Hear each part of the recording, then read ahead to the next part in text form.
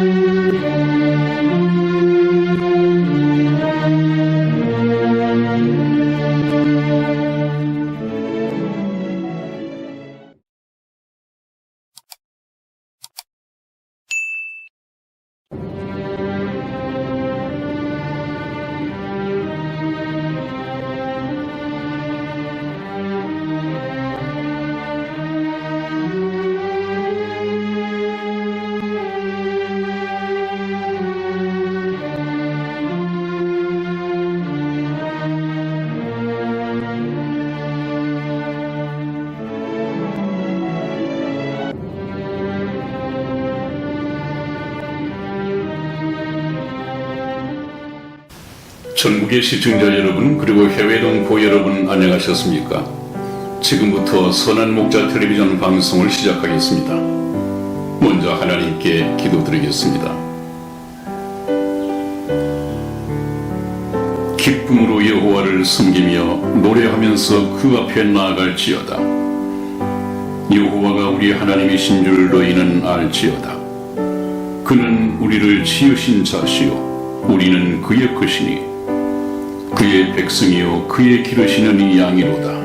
아멘. 아멘. 우리의 선한 목자 되시는 하나님 아버지, 오늘도 하나님께서 구원하시기를 기뻐하시는 사랑하는 시청자분들과의 만남을 허락하시고 천국으로 인도하는 진리의 말씀과 생명의 말씀을 나누게 하시니 감사합니다. 아멘. 성경에 기록된 말씀이 살아계신 하나님의 말씀인 것을 믿을 수 있도록 도와주셔서 우리 주 예수님을 내 영혼의 구주로, 내 인생의 주님으로 영접하도록 붙잡아 주시옵소서. 아멘. 우리 주 예수님의 이름으로 기도하였습니다. 아멘. 아멘.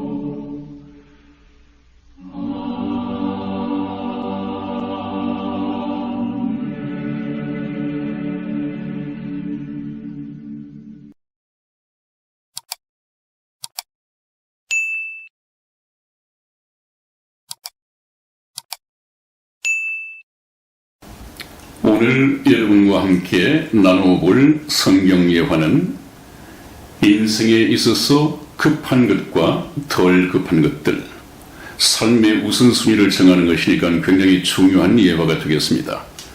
어떤 내용인지 한번 들려드리겠습니다.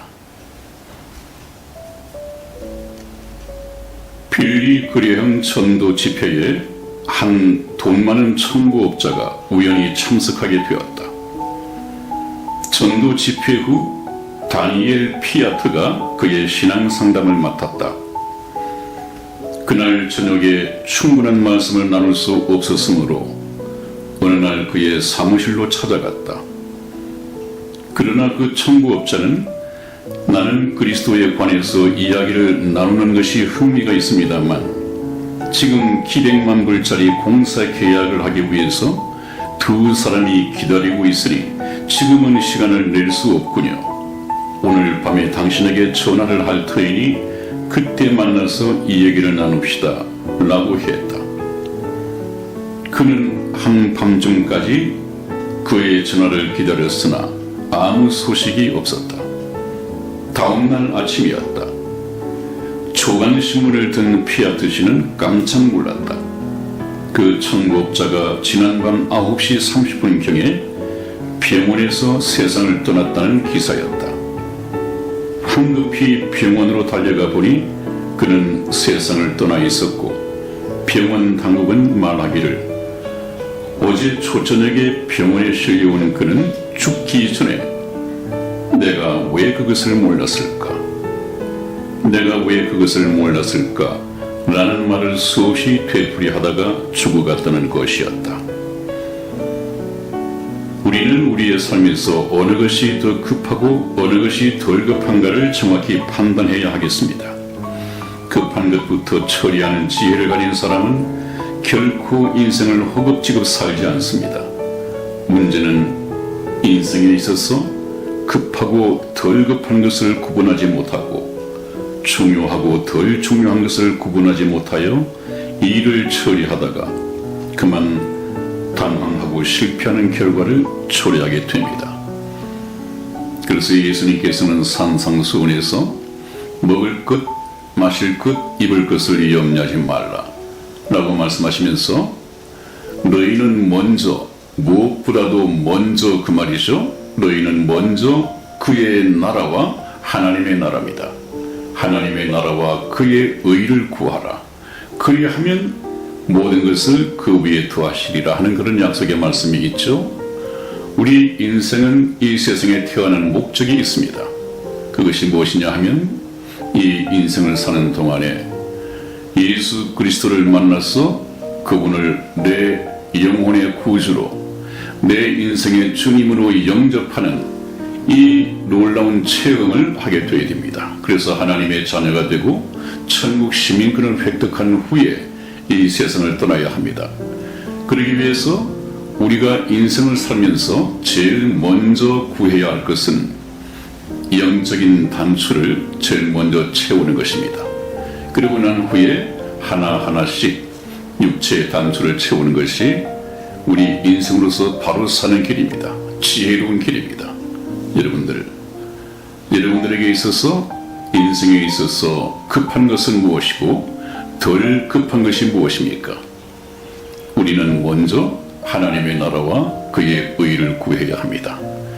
이를 위해서 저희 선한 목자 텔레비전이 천국 복음 열차를 운행을 하고 있죠. 열심히 들어주시고 계속 승차하셔서 종착역까지 동행하시기를 주님의 이름으로 축원을 드립니다. 여러분, 오늘 처음 만나볼 주제는 이스라엘의 고대사를 잠시 훑어보고 지나가겠다고 말씀을 지난번에 예고해 드렸습니다. 이스라엘, 우리가 이스라엘에 대해서 이렇게 역사적으로 공부하는 것은 하나님께서는 보이지 않는 자신을 우리 인류들에게 나타내 보이시기 위해서 여러 나라 중에 선민 이스라엘을 하나님께서 선택을 하셨습니다. 그래서 이스라엘에게 역사를 예언해 주시고 예언한 역사대로 인류 역사를 경영하셨습니다. 그를 통해서 하나님은 인류 역사의 주인이시다, 이런 증거를 우리에게 보여주셨고요. 그러면 이스라엘 역사를 통해서 하나님은 어떤 분이신가, 이것을 쭉 나타내셨는데 우리는 선민 이스라엘의 역사를 공부함으로써 보이진 않지만 살아계신 하나님을 우리가 볼 수 있습니다. 그래서 우리가 이스라엘을 공부할 때 제일 먼저 전제했던 것이 이스라엘의 역사를 알면 하나님을 볼 수 있다, 그런 전제 가운데에서 우리가 공부를 해오고 있습니다. 이제 좀 천국 복음 열차의 속도를 높이기 위해서 이스라엘의 역사를 거의 마감 지을까 합니다. 먼저 그래서 지난번 시간에 모세가 출애굽한 이스라엘 백성들을 거의 40년 동안 인도를 하다가 느보산에 올라서 하나님의 뜻 가운데 이 세상을 떠났다고 했습니다. 그리고 난 후계자 여호수아에게 이제 가나안 땅을 정복할 것과 가나안 땅에서 정착할 것까지 그 임무를 맡겼습니다. 그 일을 여호수아가 감당을 했는데 BC 1395년경에 이스라엘이 가나안 땅을 정복하고 거기서 정착을 하게 됩니다. 근데 저는 이것을 보면서 하나의 관심사가 있었습니다. 물론 신학교 시절입니다. 그런데 이스라엘 백성들이 계속해서 가나안 땅에 정착할 때까지 계속 행군하면서 가야 하는데 그 도중에 농사를 지어서 기다렸다가 수확을 하고 그 수확물을 가지고 먹을 것을 준비할 수가 없는데 그 광야를 떠나 나와서는 가나안 땅을 정복하기까지 그 먹는 문제를 어떻게 해결을 했을까? 이것이 좀 궁금했습니다. 그래서 성경을 열심히 공부했더니 그 속에 답이 있습니다. 우리 여호수아서 5장 12절 말씀을 이승희 집사가 읽어드리겠습니다. 그 땅 소산을 먹은 다음 날에 만나가 그쳤으니 이스라엘 사람들이 다시는 만나를 얻지 못하였고 그 해에 가나안 땅의 열매를 먹었더라. 아멘. 아멘. 네, 여러분, 성경 속에는 궁금한 것에 전부 다 해답이 있습니다. 얼마나 참 하나님께서 이스라엘을 보시고 인도하시고 삶을 검증하고 확인하시면서 꼭 때를 따라서 필요한 것을 제공해 주셨는지 살아계신 하나님을 우리가 다시 만날 수 있습니다. 보니까 그 땅은 바로 가나안 땅입니다. 이제 가나안 땅을 정복하고 정착하여 농사를 짓고 지은 농사의 소산을 먹은 다음 날에 만나가 그쳤다. 이제는 하나님께서 만나를 주시지 않더라도 농사 지어서 수확한 이 소산물을 가지고 먹을 수 있는 때가 되었기 때문에 만나가 그쳤다. 그래서 이스라엘 사람들이 다시는 만나를 얻지 못하였고 그 해에 가나안 땅의 열매를 먹었더라. 그래서 이제 가나안 땅에서의 새로운 삶이 시작이 되죠. 이런 것을 보면서 참 하나님께서는 눈동자처럼 지키시구나 하는 것이 그냥 말씀으로서만 아니라 하나님의 이 은혜 속에서 지키고 보호하시는 배려 속에서 우리가 확인을 할 수 있습니다. 우리가 알고 믿고자 성경 공부를 하는 하나님은 바로 이런 분이십니다. 이런 분을 우리가 믿고 의지한다고 한다면 우리의 삶이 얼마나 든든하겠습니까? 삶의 풍파가 다가오고 삶의 어떤 어려운 파도가 몰려온다 하더라도 하나님을 믿는 믿음이 있다고 한다면 이 고달픈 인생을 능히 이겨나갈 수 있으리라고 생각이 됩니다. 하나님은 그런 하나님이십니다. 그 다음에 이제 가나안을 정복하고 정착해서 사는 중에 여호수아도 이제 이 땅을 떠났습니다. 생을 마감했다는 얘기죠. 그리고 난 후에는 이제 사사시대라고 해서 BC 1390년경에서 1035년까지 약 55년간 사사시대가 펼쳐집니다. 이 사사시대의 배경은 어떤지 역시 성경에서 잠시 알아본 후에 넘어가겠습니다. 사사기서 17장 6절 말씀을 우리 이승혜 집사 읽어드리겠습니다. 그때에는 이스라엘의 왕이 없으므로 사람마다 자기 소견에 옳은 대로 행하였더라. 아멘. 아멘. 네, 이제 여호수아가 이 세상을 떠난 지 350년이 지났습니다. 이제는 걸출한 또 중심이 되고 구심점이 되는 이 지도자도 없습니다. 그래서 제도상으로도 중앙 집권제가 확립이 되어 있지 못했고 그러므로 조직적인 힘을 이 국가가 발휘할 수가 없었습니다. 그런다고 해서 종교적으로 뛰어난 어떤 지도자가 있었느냐? 그것도 아닙니다. 그렇기 때문에 상당히 혼돈을 거듭했었죠. 지도자가 없으므로. 그때 허락된 것이 하나님께서는 사람들이 자기 소견에 옳은 대로, 사람의 소견은 전부 다 다를 텐데 사람들이 자기 소견에 옳은 대로 행하다 보니까 우상을 섬길 수 있고 하나님의 뜻을 간파할 수가 없게 되죠. 자연적으로 따라오게 되죠. 그래서 삶이 부패해지고 종교적으로도 우상을 섬기게 되고, 그래서 이렇게 국가적인 위기, 하나님이 보실 때 하나님이 기뻐하시는 뜻을 따라서 살아가는 이 백성들을 하나님께서는 옳은 길로 인도하시기 위하여 때로는 채찍질하셔야 됐고 때로는 징계하셔야 됐습니다. 그래서 때로는 위험에 놓인 이 민족과 이스라엘 국가를 하나님께서는 구원하시기 위하여 사사 그때그때마다 이 구원자를 세우셨죠. 그래서 펼쳐나온 이 역사가 바로 사사시대입니다. 그 다음에 BC 1035년경에 사사시대가 끝나고 난 후에 이스라엘의 왕정시대가 개막이 됩니다. 이 왕정시대는 물론 하나님께서 기뻐하시는 뜻 가운데서 허락하신 것이 아니죠. 이스라엘 백성들이 이제는 우리도 눈에 보이는 이 왕을 옆에 이방 나라들처럼 왕정 제도를 만들어 달라. 이렇게 해서 하나님께서 참 마지못해 하나님의 기뻐하시는 뜻은 아니지만 하나님께서 허락을 하셨습니다. 하나님께서는 굉장히 서운하게 생각하셨죠. 보이진 않지만 살아계신 분이고 보이진 않지만 애굽의 노예에서 해방을 시켜서 오늘 이 시간까지 먹이고 입히고 마시고 또 가나안의 땅까지 하나님께서 허락하시고 예비하셨다가 주셨는데 이 하나님을 알지도 믿지도 못하고 이스라엘 백성들은 눈에 보이는 이 왕을 세워달라 그랬습니다.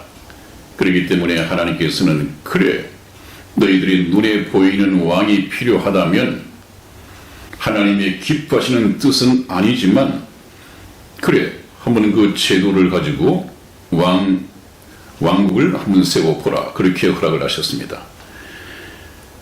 그래서 제일 먼저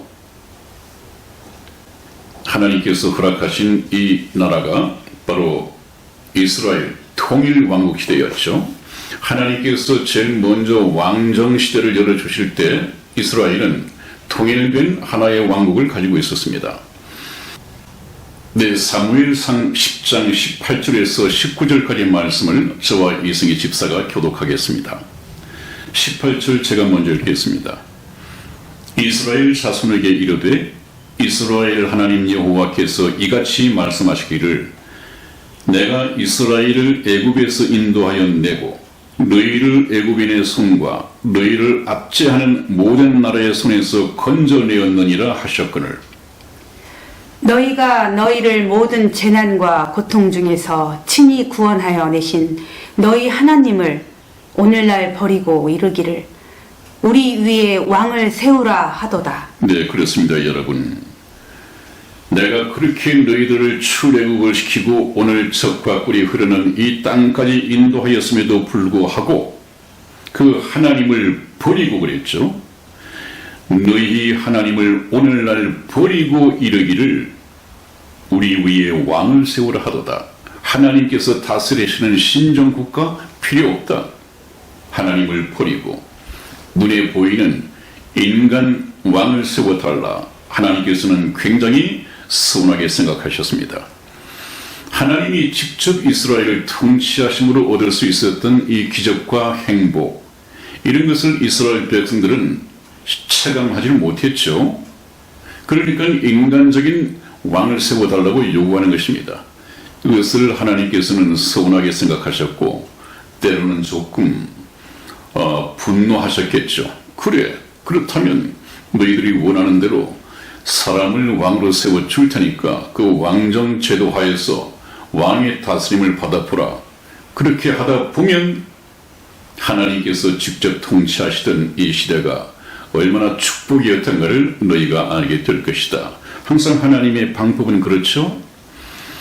그래서 하나님께서는 이스라엘의 초대 왕으로 여러분들이 잘 아시는 이 사울 왕을 세우셨고 그 다음에 2대 왕으로 다윗 왕을 세우셨고 제3대 통일왕국 시대의 왕으로 솔로몬을 세우셨습니다. 그리고 난 후에 솔로몬의 아들 르호보암까지 사실상 4대 왕으로 이어졌습니다마는 이 나중에 북쪽에 이스라엘, 그래서 이스라엘 북쪽 왕국이라고 합니다마는 그 북이스라엘 왕국을 여로보암이라고 하는 이 신하가 좀 반역 행위를 하고 소위 말하는 반란을 일으켜서 남과 북이 나누어집니다. 그래서 소위 말하는 통일 왕국이 아니라 이스라엘의 분열 왕국이 오게 되는데 그 국가의 호칭은 북이스라엘이었고 남쪽은 남유다 왕국이다 이렇게 불리워졌습니다. 그리고 난 후에 이제 BC 722년이 되어서 북쪽의 이스라엘이 먼저 아수르의 포로로 잡혀가는 이런 슬픈 비극적인 역사가 되풀이 되게 됩니다. 우리 열왕기하 17장 6절을 보면 그때가 어느 때냐? 이스라엘의 호세아 왕 9년 때라고 이렇게 나와 있습니다. 그리고 왜 북쪽에 있는 이스라엘이 아수르의 포로로 잡혀가느냐? 물론 하나님께서 아수르를 하나의 채찍으로 북쪽에 있는 이스라엘을 채찍질 하신 것이죠. 그래서 포로로 잡혀가는데 그 이유가 무엇이냐? 열왕기하 17장 7절에서 12절까지 보면 곳곳에 북쪽 이스라엘의 곳곳에 신당을 건립을 했고 그 신당마다 우상을 갖다 놓고 우상을 섬기는 하나님 외에 섬겨야 할 하나님 외에 우상을 섬기고 아주 잡동사니가 되었습니다. 그것을 어떻게 하나님께서 하나님을 알게 하시고 또 한 분 하나님이신 것을 믿게 하려 하는데 그래서 선민 이스라엘을 선택을 하셨는데 어떻게 이것을 용납할 수 있겠습니까? 그래서 이것을 하나님께서는 칭책하시기 위하여 아수르를 데려다가 포로로 잡아가서 징계를 하도록 그렇게 허락을 하신 것입니다. 그러면 북쪽의 이스라엘 왕국이 그렇게 해서 포로로 잡혀갔으면 남쪽에 있는 남유다 왕국은 그 북쪽에서 일어난 일을 반면교사 삼아야 될 터인데 참 사람이 그렇게 어리석죠? BC 586년에는 남쪽에 있던 유다 왕국도 꼭 북쪽에서 했던 것처럼 우상을 섬기고 또 신당을 만들고 하나님을 배반하고 그래서 이번에는 남쪽에 있던 유다 왕국은 바벨론으로 포로로 잡혀가는 것을 보게 됩니다. 그때가 BC 586년이죠. 우리는 이런 것을 통해서 무엇을 배워야 하느냐 하면 하나님 앞에 우상을 섬겨서는 안 되겠구나. 하나님 앞에 우상은 무엇입니까? 우리 정말 성경을 통해서 나타난 이 기독교 외에 물론 여러분 조심하셔야 됩니다. 이 기독교 내에도 우상이 있습니다. 그렇기 때문에 우리가 참 성경적인 기독교라고 제가 말씀드린 것이 그것입니다. 그렇기 때문에 성경을 통해서 참된 기독교가 어떤 것인가? 다른 예수, 다른 복음, 다른 영 이것 말고 유일하신 참 하나님과 그의 보내신 자 예수 그리스도가 어떤 분인가를 알아서 그분의 가르침으로 우리가 하나님의 자녀로 거듭나고 천국 백성이 되어야 하는 이유가 바로 거기 있습니다. 그래서 우리가 기독교 우상은 어떤 것인가 하는 것을 알고 과감하게 제해해 버릴 수 있는 자신의 종교 개혁이 필요한 것이죠. 그래서 BC 586년 열왕기하 25장 1절 이하에 보면 이때는 바벨론에 이 군대들이 들어와서 솔로몬 성전과 왕궁을 파괴해 버리고 심지어는 하나님의 전 안에 있던 모든 금, 은 이런 기물까지 전부 다 바벨론으로 옮겨가는 이런 만행을 볼 수가 있습니다. 그래서 이스라엘은 망했던 것이죠. 이 지나간 역사가 왜 성경 말씀에 기록이 되어 있고 우리가 그 이스라엘 역사를 공부해야 하느냐 하는 것은 역사를 통해서 우리가 하나님의 기원을 배워야 하기 때문에 그렇습니다. 그래서 우리가 이스라엘의 실패한 이 역사를 통해서 반면교사로 삼고 오늘날 이 거울로 삼아야 하는 이유가 바로 성경 말씀에서 그렇게 나와 있습니다. 과거의 역사는 오늘을 사는 하나님 앞에서 오늘을 살아가야 하는 저와 여러분에게 거울이 되어야 하는 것입니다. 그 다음에 또 이스라엘의 고대사는 아니겠습니다만은 좀 근대사까지 우리가 공부를 한다면 BC 536년에 이 바빌론으로 잡혀갔던 남쪽 유다 왕국의 사람들이 이제는 페르시아, 이 요새는 바사, 성경에는 바사라고 나와 있습니다만은 페르시아, 오늘날에는 이란이죠.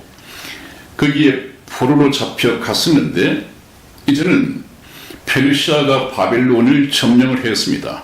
그리고 난 후에 이제 페르시아 제국이 펼쳐지게 되는데 이때 참 희한한 하나님의 섭리 가운데에서 일어나게 된 고레스라는 이 왕이 있는데, 고레스 왕이 칙령을 내려서 이스라엘 백성들로 하여금 자기 본국으로 귀환하게끔 칙령을 내립니다. 참 놀라운 일이죠. 이것은 하나님의 역사라고 하는 것이 성경 말씀에 기록이 되어 있습니다. 그래서 아무튼 BC 536년에 포로 생활을 마치고 다시 이스라엘로 돌아오게 됩니다. 그리고 난 후 BC 336년에 히랍이 이스라엘을 통치하게 되고 BC 65년부터 로마가 이스라엘을 통치하게 됩니다. 이 히랍의 이스라엘 통치, 로마의 이스라엘 통치, 이 약 400년 동안, 예수님께서 오시기 400년 동안, 여러분들 성경의 구약의 말라기야서가 제일 마지막인데, 말라기 선지자가 일단은 구약의 마지막 선지자였습니다. 그런데 그 말라기 선지자가 말라기서를 기록하고 난 이후에 마태복음에 세례 요한이 와서 하나님의 나라를 전파하기까지 사실상 역사 속의 가장 마지막 선지자는 세례 요한이죠. 세례 요한이 예수님을 소개하는 새로운 신약의 세계를 펼치기 전까지 약 400년 동안의 이 시간이 흘러갔습니다. 아무런 하나님의 말씀이 없이 말입니다. 쭉 계속해서 말씀해 오시던 하나님이 400년 동안 침묵하셨습니다. 그래서 신학에서는 이것을 침묵의 400년 동안이다, 그렇게 얘기를 하죠. 이 침묵의 400년은 그야말로 폭풍 전야와 같은 것이었습니다. 그러나 그동안 하나님께서는 그냥 휴식하고 팔짱 끼시고 아무 일도 하지 않으셨느냐? 그것이 아닙니다. 새로운 예수 그리스도 시대를 막기 위해서 그 400년 동안에 히랍으로 하여금 그리스 제국을 만들고 이 제국을 통해서 헬레니즘 문화를 싹트게 했고 또 헬레니즘 문화로 통일을 시켰습니다. 그래서 성경 말씀, 하나님께서 신약 성경을 주셨을 때 이 신약 성경이 헬라어로 전부 다 기록이 되었습니다. 하나의 헬라어로 통일시켜놓고 헬라어로 성경을 기록을 했으니까 모든 사람들이 성경을 하나의 헬라어로 보고 구원받을 수 있는 이 지름길을 하나님께서는 예비하셨습니다. 그것을 침묵의 400년 동안에 하셨단 말이죠. 그리고 또 하나가 무엇이냐? 로마 하면 무엇이 제일 생각이 나십니까, 여러분? 로마 하면 도로가 참 잘 발달되어 있다. 그래서 모든 길은 로마로 통한다고 할 만큼 로마를 중심으로 모든 도로가 전부 다 동서남북으로 발달이 되어 있었습니다. 그래서 로마는 사실상 심장부죠. 우리 인체 심장에서 모든 피가 쏟아져서 머리끝, 또 발끝, 손끝까지 다 전달이 되듯이 로마가 바로 심장부였습니다. 그 당시. 그래서 하나님께서는 헬라어를 통해서 쉽게 복음을 받아들이고 또 이 복음을 전파하기 위해서 도로를 동서남북으로 잘 닦는 이 일을 하나님께서는 예비해 놓으셨습니다. 그래서 나중에 사도 바울이 가장 가고 싶고 또 가야 하겠다고 사명감을 가지고 하나님께 기도했던 곳이 로마였습니다. 왜냐하면 하나님께 주신 이 복음을 로마에 가져가서 로마에서 전도를 한다면 금방 동서남북으로 일취월장하지 않겠는가? 하나님의 나라가 확장되지 않겠는가? 이런 생각을 하고 로마에 가기를 그렇게 꿈꿨던 이유가 바로 그것입니다. 그래서 하나님께서는 이 400년 동안에 이런 일을 하셨고 드디어 BC 4년에 예수님께서 이 세상에 오셨습니다. 사실상 여러분 여기서는 모순을 발견하게 되죠. 예수님이 역사의 기원이시고 당연히 예수님이 이 세상에 태어나신 때가 기원이 되어야 됩니다.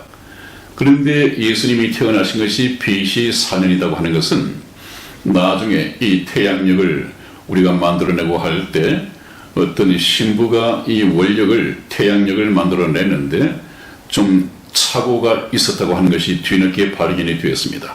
그래서 이 역산을 하다 보니까 좀 모순되지만 예수님은 현재 태양력을 빌려서 계산을 한다면 BC 4년에 태어나셨다.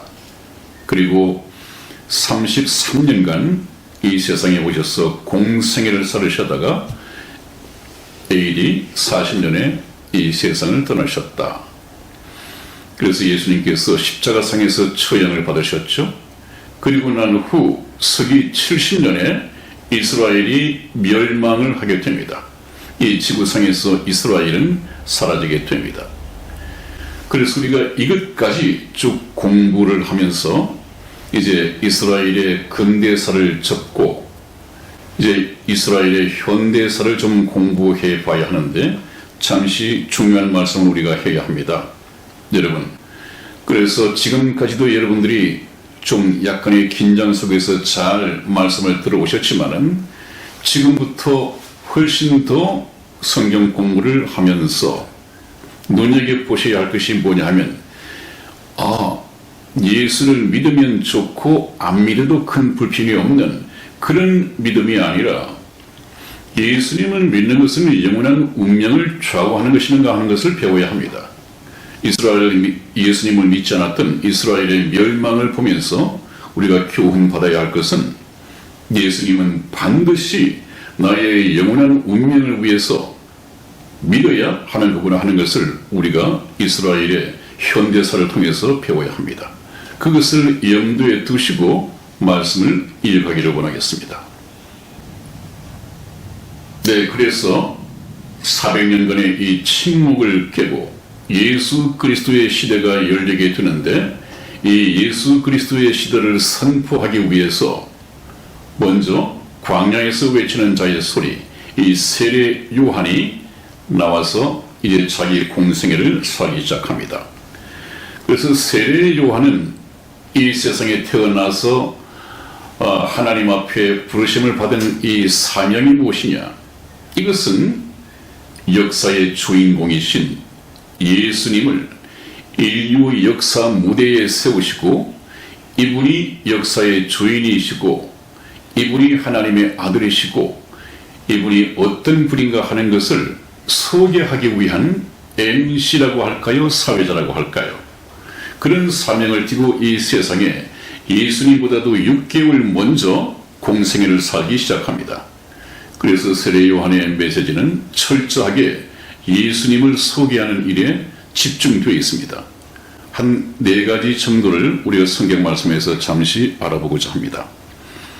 먼저 예수 그리스도를 역사 무대에 소개하셨다. 요한복음 1장 6절에서 8절까지의 말씀 우리 이승희 집사 읽어드리겠습니다. 하나님께로서 보내심을 받은 사람이 났으니 이름은 요한이라. 저가 증거하러 왔으니 곧 빛에 대하여 증거하고 모든 사람으로 자기를 인하여 믿게 하려 함이라. 그는 이 빛이 아니요 이 빛에 대하여 증거하러 온 자라. 아멘. 그렇습니다. 요한복음에서는 세례 요한에 대해서 역사적으로 그 의미를 설명하기를 하나님께로서 보내심을 받은 사람이 났다. 그 사람의 이름은 요한이다. 바로 저 세례 요한을 말하는 것이죠. 그 세례 요한은 왜 왔느냐? 증거하러 왔다. 무엇을 증거하느냐? 곧 빛에 대하여 증거하고 모든 사람으로 자기 세례 요한이 전하는 이 메시지를 통하여 믿게 하려 합니다. 그래서 세례 요한은 예수님보다 먼저 와서 예수님을 소개하고 또 증거하고 자기 메시지를 통해서 말씀을 듣는 모든 사람으로 믿게 하는 것이 바로 사명이었습니다. 빛에 대하여. 빛은 스스로 빛을 내는 것이죠. 스스로 빛을 내는 것입니다. 예수님이 참빛입니다. 참빛, 곧 세상에 와서 비추는 참빛이 있었나니, 그런 말씀이 있지 않습니까? 예수님은 스스로 빛을 발하는 참빛입니다. 그래서 세례 요한이 말하기를 모든 사람으로 인하여 믿게 하려 합니다. 그는, 세례 요한은 이 참빛이 아니란 말이죠. 이 빛이 아니요, 이 빛 예수 그리스도에 대하여 증거하러 온 자라고 그랬습니다. 그 당시 세례 요한이 얼마나 빛이 났으면, 얼마나 많은 유대인들, 갈릴리인들이 따랐으면 혹시 이 사람이 메시아가 아닐까 하는 이런 의문까지 들 정도로 많은 사람이 그를 따랐습니다.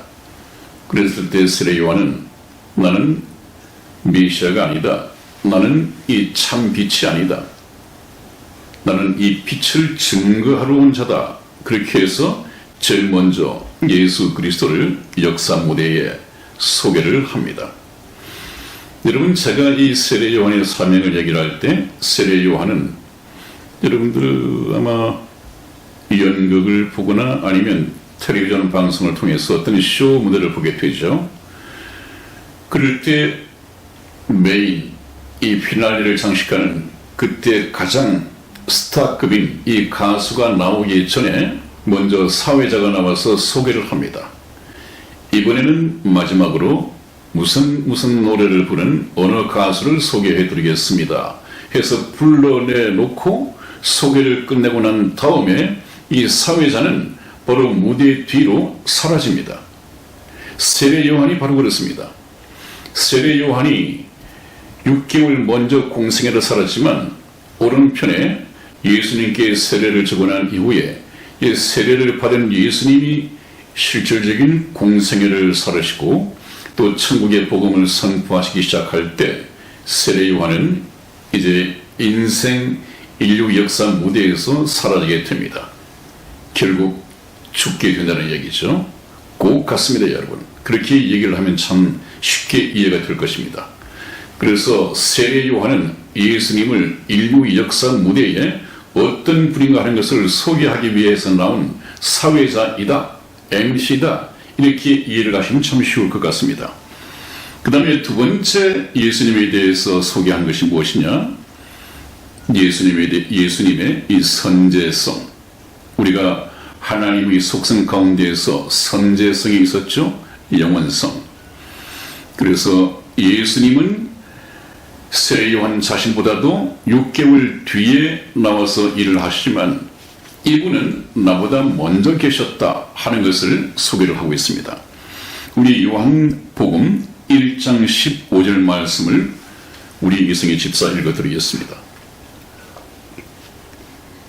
요한이 그에 대하여 증거하여 외쳐 가로되 내가 전에 말하기를 내 뒤에 오시는 이가 나보다 앞선 것은 나보다 먼저 계심이니라 한 것이 이 사람을 가리킴이라 하니라. 아멘. 아멘. 한번 보십시오. 세례 요한이 예수님이 나보다 6개월 늦게 태어났고 6개월 늦게 공생애를 살기 시작하지만 지금 여러분들 앞에 소개하지만 그런다고 해서 이분이 나보다 뒤에 태어나신 것이 아니라 이분은 내가 태어나기 전에 계셨고 내가 아니라 또 요한복음을 보면 자기 근본 조상인 아브라함이 태어나기 이전에 이미 계셨고 아브라함이 태어나기 전이 아니라 훨씬 전에 창세 전에 이미 하나님과 함께 계셨다. 그렇게 기록이 되어 있습니다. 그렇기 때문에 우리가 예수님께서 이 세상에 오신 것은 하나의 육체 생명으로 태어났다고 하는 인본주의적인 해석보다는 영원 전부터 계시던 하나님이 하나님의 때에 이 땅에 오셔야 할 목적을 가지고 하나님의 때에 사람의 모양으로 임마누엘 하셨다, 강림하셨다, 이렇게 해석하는 것이 훨씬 더 정확합니다. 아무튼 예수님은 훨씬 먼저 산들이 세워지기 전에 이 천지가 창조되기 이전에 창조자로서 이미 영원전에 계셨던 분이다 하는 것을 세례 요한이 증거하고 있습니다. 예수님은 그런 분입니다. 그 다음에 이제 예수님을 하나님의 어린 양으로 소개하고 계시다. 이것을 우리가 요한복음 1장 29절에서 알아보겠습니다. 이승희 집사 읽어드리겠습니다. 이튿날 요한이 예수께서 자기에게 나아오심을 보고 가로되 보라 세상 죄를 지고 가는 하나님의 어린 양이로다. 아멘. 그렇습니다. 여러분, 이 세례 요한은 또 한 가지 예수님이 이 세상에 왜 오셨느냐 하는 것을 증거하기 위해서 보라 세상 죄를 지고 가는 하나님의 어린 양이로다 그랬습니다. 이 세상 죄 속에는 이스라엘 백성의 죄뿐만 아니라 그야말로 세상입니다. 이방까지 포함한 모든 인류들의 아담 이후의 모든 인류들의 세상 죄를 지옥 갈 수밖에 없는 이 세상 죄를 대신 짊어지고 가는 하나님의 어린 양이로다. 이 하나님의 어린 양은 하나님께서 친히 준비하신 여호와 이레 그 희생 양이다. 하나님의 어린 양이다 그 말입니다. 이제 예수님께서 저와 여러분들이 이제 하나님도 알았고 또 지옥 갈 수밖에 없는 죄도 알았고 한 번 죽으면 심판받는 것도 알았고 하는 것을 다 알았습니다. 이제 우리가 해결할 수 없는 지옥 갈 수밖에 없는 그 죄를 이 문제를 해결하기 위해서 하나님께서 예수 그리스도를 이 땅에 보내셨단 말이죠. 그러므로 지금부터 저와 여러분들의 모든 관심의 초점은 예수님께 맞추어져야 합니다. 그래서 이 세례 요한이 소개한 예수님은 예수님께서 자신이 소개한 것과 그 메시지가 일치하죠. 같아야 합니다, 여러분. 왜 그랬습니까? 세례 요한은 빛이 아니라고 했습니다. 그 빛을 증거한다고 했습니다. 여러분, 오늘날 참 기독교의 이 메시지가 성경하고 상당히 빗나가는데, 성경하고 빗나간다고 하는 것은 말씀하신 하나님과 빗나간다는 것입니다. 간단한 원리를 본다고 한다면 마침 빛 얘기가 나왔으니까 하나님은 태양이시라고 간주해봐요. 비유를 해봅니다. 그러면 이 세상 우리가 살고 있는 것은 하나님을 모르는 영적인 캄캄한 어둠 밤입니다, 여러분. 그러면 이 밤을 좀 비추기 위해서 밝게 비추기 위하여 무엇이 필요합니까? 빛이 필요하단 말이죠. 그러나 하나님께서는 캄캄한 어둠을 주관하는 이 달을 만들어서 밤을 주관하게끔 만들었습니다. 그럼 이 달은 스스로 빛을 낼 수가 없습니다. 달은 그야말로 태양빛을 받아서 그대로 반사시켜서 이 세상을 좀 밝게 비춰주는, 밤길을 밝게 비춰주는 이 역할을 해야 합니다. 그런데 달이 스스로 어떤 빛을 만들어낸다면 그것은 이미 참 빛이 아니죠. 마찬가지로 하나님의 말씀이 바로 태양이라고 한다면 달은 바로 교회를 말하는 것이죠. 교회, 설교, 이 단성에서 말하는 목사님들의 이 교회 설교를 말하는 것입니다. 이 말씀이 바로 하나님의 말씀을 뜻을 그대로 반사해서 교회 이 성도들에게 비춰줘야 하는데 오늘날 기독교의 설교 내용이 그렇지 못하단 말이죠. 대단히 인본주의적으로 흘러가고 하나님의 말씀은 인본주의적인 성경 말씀, 이 설교 말씀에 가려워져 있습니다. 굴절되기 시작했습니다. 오늘날에는 그 강도가 정말 위험 수위에 오를 정도로 복음은 이제 사라져가고 있습니다. 이것을 조심해야겠죠.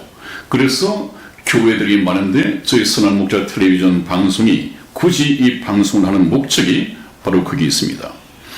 그래서 예수님께서도 바로 세례 요한과 같은 메시지가 일치되어야 세례 요한의 증거가 참되다고 하겠죠. 같아야 됩니다, 여러분. 우리 마태복음 20장 28절 말씀을 이승희 집사 읽겠습니다.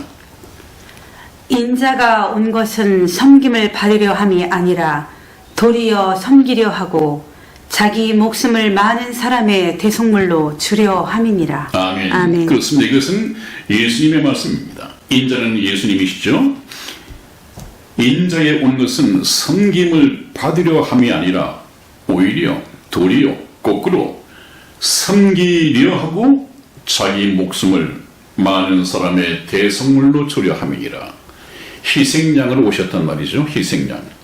죄를 지었으면 죄를 지은 그 사람들이 하나님 앞에 심판을 받아야 되는데 하나님 앞에 심판을 받고 지옥할 수밖에 없는 우리 인생을 불쌍히 여기셔서 하나님께서는 저와 여러분들을 대신해서 죽을 이 희생 제물, 대속 제물을 준비하셨단 말이죠. 그분이 예수 그리스도입니다. 이 말씀이 무엇이냐 하는 것은 이제 복음으로 말씀을 드릴 텐데 이 복음을 증거할 시간이 가까워 오고 있습니다. 저희도 상당히 천국 복음 열차의 이 속력을 높일 것입니다, 여러분. 복음은 너무도 간단합니다. 너무도 쉽습니다. 조금도 걱정하거나 조금도 염려할 필요가 없습니다.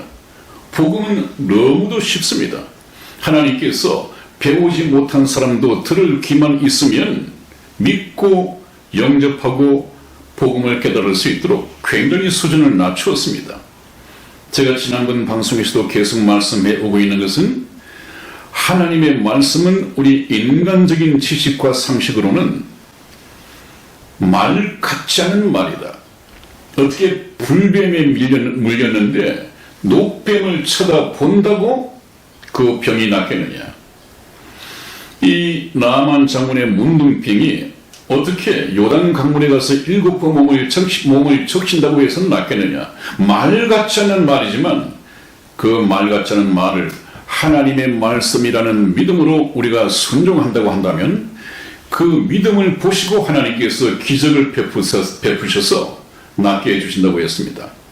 여러분, 우리는 이 지적인 교만, 인간적인 지적인 교만이 오히려 하나님의 그 쉬운 말씀을 순종하는데 방해가 될 수 있습니다. 그렇기 때문에 그걸 어떻게 무식한 사람 같으면 모르지만 어떻게 나같이 배운 사람이 그런 거짓말, 말 같지 않은 말을 믿을 수가 있어. 이렇게 하는 사람을 바로 지적인 교만이라고 그러죠. 지적인 교만. 여러분, 이제 이 저희들 천국 복음 열차는 종착역을 향해서 마지막 피치를 올릴 것입니다. 또 좀 재미있을 것입니다. 긴장하시고 열심히 시청해 주시기를 바라면서 오늘 말씀 여기서 끝맺겠습니다. 다음 시간에 뵙겠습니다. 네, 건강하십시오. 안녕히 계십시오. 안녕히 계세요.